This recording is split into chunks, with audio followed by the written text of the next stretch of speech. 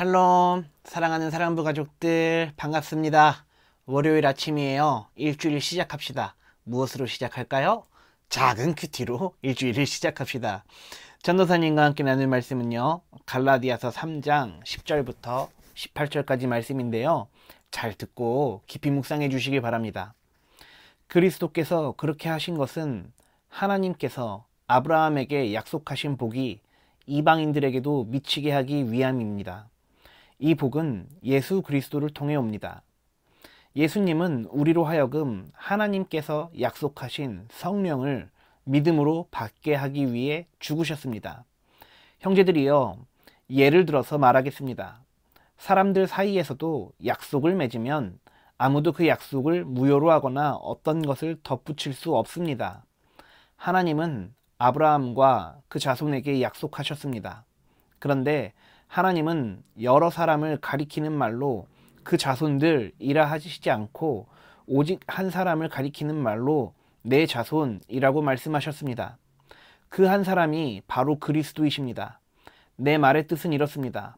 하나님께서 아브라함과 맺으신 언약을 그보다 430년 뒤에 나온 율법이 없앨 수 없다는 것입니다. 아멘. 네, 우리 사랑하는 사랑부 가족들, 오늘 갈라디아서에 있는 말씀 잘 읽어보셨나요? 조금 어렵죠? 그래도 우리가 말씀 붙잡고 씨름하고 하나님과 더욱더 가까이 가려고 노력하면 하나님께서 우리에게 지혜를 더해 주실 줄을 전도사님은 믿습니다. 여러분들도 믿으시길 바랍니다. 오늘은 하나님께서 약속에 대한 말씀하시는 것 같아요. 도대체 하나님께서 아브라함에게 그리고 사도 바울에게 어떤 약속들을 하셨길래 이렇게 약속에 대한 이야기가 많이 나올까 궁금하시죠? 앞에 있는 내용부터 전도사님과 함께 나누어 보도록 하죠.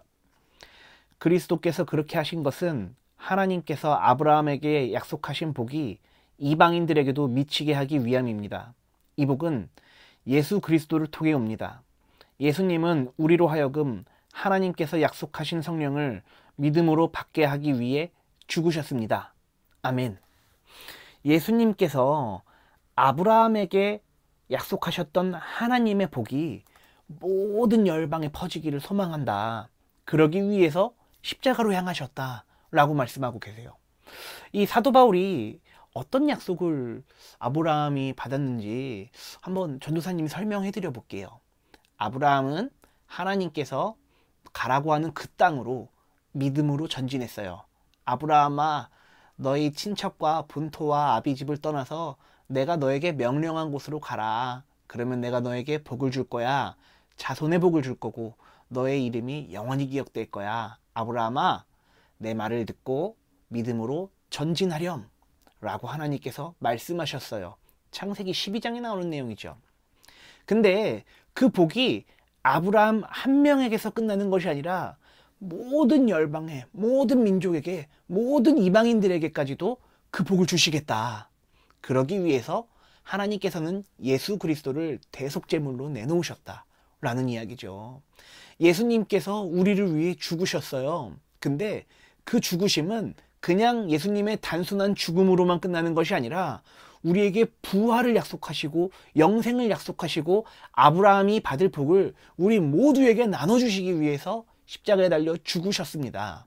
우리 사랑하는 사랑부 가족들, 그리스도의 복음, 십자가의 복음을 꼭 믿으시길 바랍니다. 그래야 복 받아요.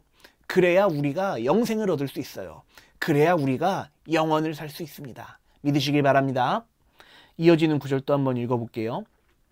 형제들이여, 예를 들어서 말하겠습니다. 사람들 사이에서도 약속을 맺으면 아무도 그 약속을 무효로 하거나 어떤 것을 덧붙일 수 없습니다. 하나님은 아브라함과 그 자손에게 약속하셨습니다. 그런데 하나님은 여러 사람을 가리키는 말로 그 자손들이라 하지 않으시고 오직 한 사람을 가리키는 말로 내 자손이라고 말씀하셨습니다. 아멘. 굉장히 중요한 내용인 것 같죠?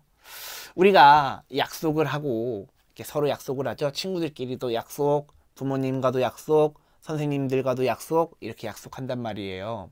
그런데 약속을 파기하면 어떻게 돼요? 약속을 이렇게 맺었는데 누구 한 명이 약속을 안 지키면 어떡하죠? 그 약속이 이루어질 수 없잖아요. 그렇죠? 하나님께서 아브라함에게 이렇게 약속하셨다라는 거예요. 아브라함이 포기할진 몰라도 하나님은 그 약속을 절대 포기하지 않으시는 분이거든요. 그런데 아브라함도 하나님의 약속을 믿음으로 순종했어요. 그리고 너의 자손들이라고 이야기하지 않으시고 너의 자손 중에 한 명을 딱 지목하셨어요. 복 중에 복이 될 거야 라고 한 명을 꼭 지목하셨단 말이죠. 그 아브라함의 자손이 누구일까요? 궁금하지 않으세요? 하나님께서 아브라함의 창세기에서부터 약속하신 자손이 있다라는 거예요. 그 자손이 누굴까? 이어지는 구절을 한번 읽어보면 답이 나올 것 같네요. 제가 읽어볼게요. 그 한 사람이 바로 그리스도이십니다. 내 말의 뜻은 이렇습니다. 하나님께서 아브라함과 맺으신 언약을 그보다 430년 뒤에 나온 율법이 없앨 수 없다는 것입니다. 아멘. 정말 중요한 구절이에요. 아브라함, 그에게 약속하신 자손은 누구다? 예수 그리스도다. 이미 창세기에서부터 하나님께서는 예수 그리스도를 약속하고 계신다. 그런데 그 아브라함에게 약속한 예수 그리스도를 율법이 없앨 수 없다라고 이야기하세요. 왜일까요? 예수님께서는 하나님과 창세 전부터 함께 계셨어요. 그런데 어떻게 예수님보다 후에 나타난 율법이 예수님을 없앨 수 있겠습니까? 불가능한 이야기죠. 하나님과 예수 그리스도와 성령님은 본체이세요. 하나로 살고 계세요. 이걸 어려운 말로, 되게 어려운 내용인데요. 삼위일체라고 해요.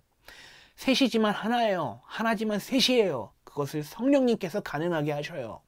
근데 그 세 분이자 한 분이시고 하나님과 아버지와 아들과 영으로 함께 하신 그 삼위일체 하나님께서 이 땅 가운데 아브라함의 자손으로 나타난다. 이렇게 약속을 하셨단 말이죠. 근데 그것을 율법이 없앨 수 있겠느냐? 이렇게 사도 바울이 되묻고 있습니다. 어때요? 예수 그리스도의 복음을 율법이 없앨 수 있겠습니까? 불가능하다는 이야기죠. 오늘 말씀이 굉장히 어렵고 빡빡하죠? 그런데 이거 하나만 기억하세요. 예수 그리스도만이 우리의 구원자라는 사실 말이죠. 예수 그리스도만이 우리를 구속하십니다. 우리를 구원하십니다. 우리가 예수 그리스도를 믿을 수 있는 이유는 성령님께서 우리에게 믿음을 선물로 주셨기 때문에 가능한 것입니다. 이렇게 다시 한번 고백하고 돌아온 일주일도 승리할 수 있는 저와 여러분들 다 될 수 있기를 주님 이름으로, 예수님의 이름으로 왕창 축복합니다. 전도사님이 기도할게요. 기도는 예, 주님 그렇습니다. 주님만이 우리의 구세주이십니다. 창세로부터 지금까지 우리와 함께 하신 본체이신 하나님 예수님께서 우리의 인생을 늘 인도하고 계십니다. 날마다 우리가 하나님의 말씀에 순종하며 예수 그리스도를 닮아 살려고 노력할 때 성령님께서 우리에게 능력 더해 주실 줄을 믿습니다. 주님께서 우리와 함께 하시며 우리에게 날마다 은혜와 지혜와 하나님의 영광을 볼 수 있는 영적인 신비를 깨달을 수 있는 그런 믿음 더해 주시옵소서. 감사합니다. 찬양합니다. 그리고 사랑합니다. 예수님의 이름으로 축복하며 기도했습니다. 아멘. 네, 우리 사랑부 가족들 큐티 함께 나눠주셔서 참 감사하고요. 오늘 본문 말씀 좀 많이 어려운 것 같은데요. 그래도 다시 한번 곱씹어서 읽어보시고 오늘 큐티로 이번 일주일 승리할 수 있기를 주님 이름으로 축복합니다. 네, 그러면 내일도 작은 큐티로 우리 다시 만나도록 해요. 우리 사랑하는 사랑부 가족들, 내일 다시 만나도록 해요. 안녕.